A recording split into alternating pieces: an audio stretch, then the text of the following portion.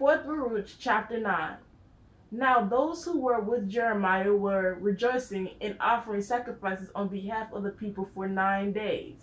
But on the 10th, Jeremiah alone offered sacrifice. And he prayed a prayer saying, Holy, holy, holy, fragrant aroma of the living trees, true light that enlightens me until I ascend to you. For your mercy I beg you, for the sweet voice of the two seraphim I beg, for another fragrant aroma.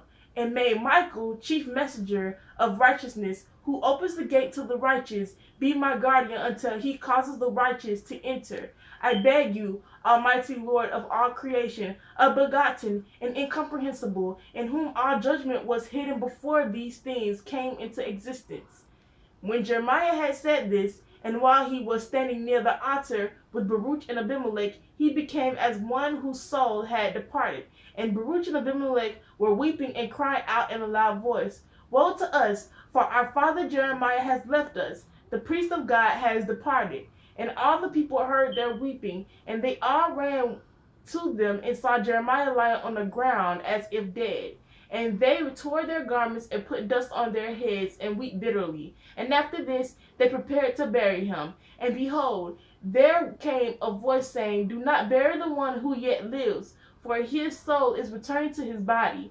And when they heard the voice, they did not bury him, but stayed around his dwelling place for 3 days, saying, When will he arise? And after 3 days his soul came back into his body, and he raised his voice in the midst of them all and said, Glorify God with one voice, all of you. Glorify God in the Son of God, who awakens us, Messiah Jesus, the light of all the ages, an inextinguishable lamp, the life of faith.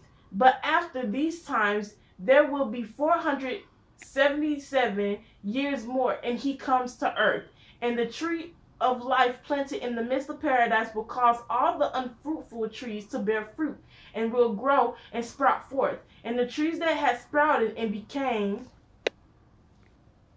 haughty and said, We have supplied our power to the air, he will cause them to wither with the grandeur of their branches, and he will cause them to be judged, that firmly rooted tree.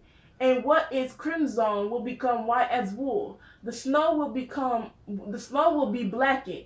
The sweet waters will become salty, and the salty sweet, and the intense light of the joy of God.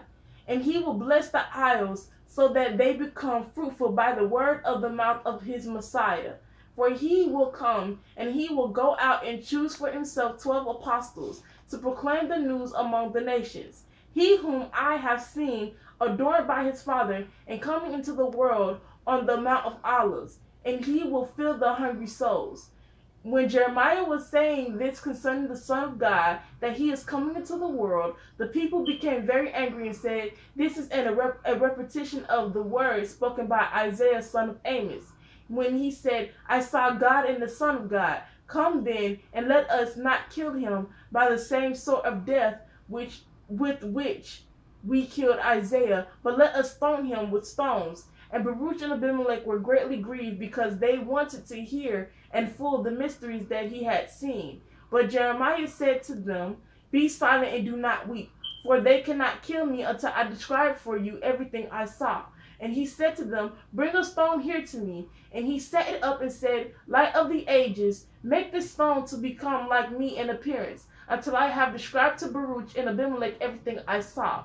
Then the stone, by God's command, took on the appearance of Jeremiah, and they were stoning the stone, supposing that it was Jeremiah. But Jeremiah delivered to Baruch and to Abimelech all the mysteries he had seen, and immediately he stood in the midst of the people, desiring to complete his ministry.